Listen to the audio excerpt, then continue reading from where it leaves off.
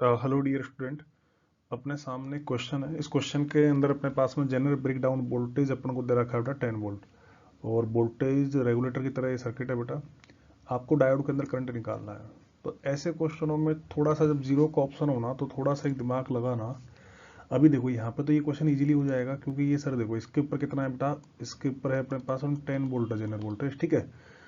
तो इसमें मान लो अपने पास करंट I1 गया होगा, और इसमें करंट क्या गया होगा, I2 गया होगा, और इसमें करंट क्या गया होगा, अपने पास में I गया होगा। अब अभी तो यहाँ पर अपन देख रहे हैं जो सप्लाई वोल्टेज है ना वो जेनर वोल्टेज से ही कम है ना। तो यहाँ पर बेटा अपने पास में हेयर जो तुम्हारा सप्लाई वोल्टेज है ना, बी सप्लाई है, वो लेस देन है जेनर से।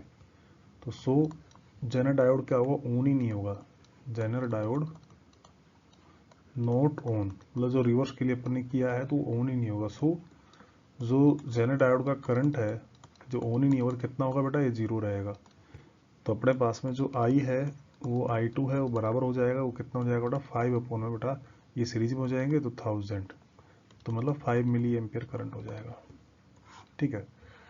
अब देखो यहाँ पे तो ये चीज़ थी अपने पास में। अब देखो कई बार क्वेश्चन में क्या होता है, मैं एक चीज़ और बताना चाहूँगा तुम्हें यहाँ पे, है कि यहाँ पर मतलब जेनर डायोड से जो ब्रेकडाउन वोल्टेज उससे मान लो ज़्यादा ले लिया। फॉर एग्जाम्पल मैं नया सर्किट बना देता हूँ आपके लिए। जैसे कि मान लो अपने पास में यहाँ पर ये जो है, जैसे कि ये अपने पास में 500 का रहने देता हूँ चलो मैं इसको, और ये अपने पास जेनर वोल्टेज है, जेनर डायोड है, ठीक है।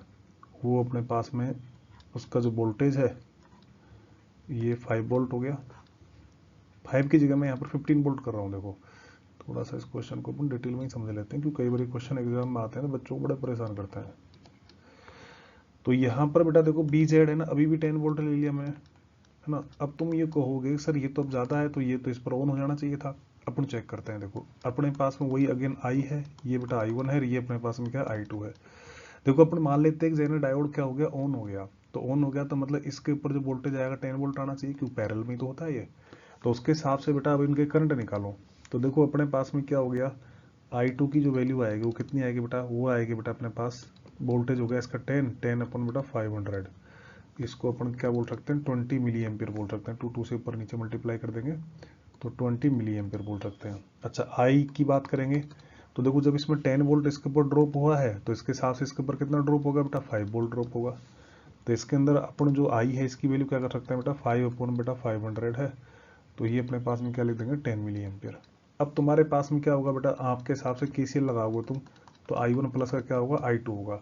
तो देखो यहाँ पे ये तुम देख रहे हो 20 है, I1 अपन निकाल रहे हैं जनरल वाला, और ये अपने पास में कितना है, सॉरी आई की वैल्यू अपने पास में 20 है, और ये अपने पास में कितना हो गया, ये अपने पास में बेटा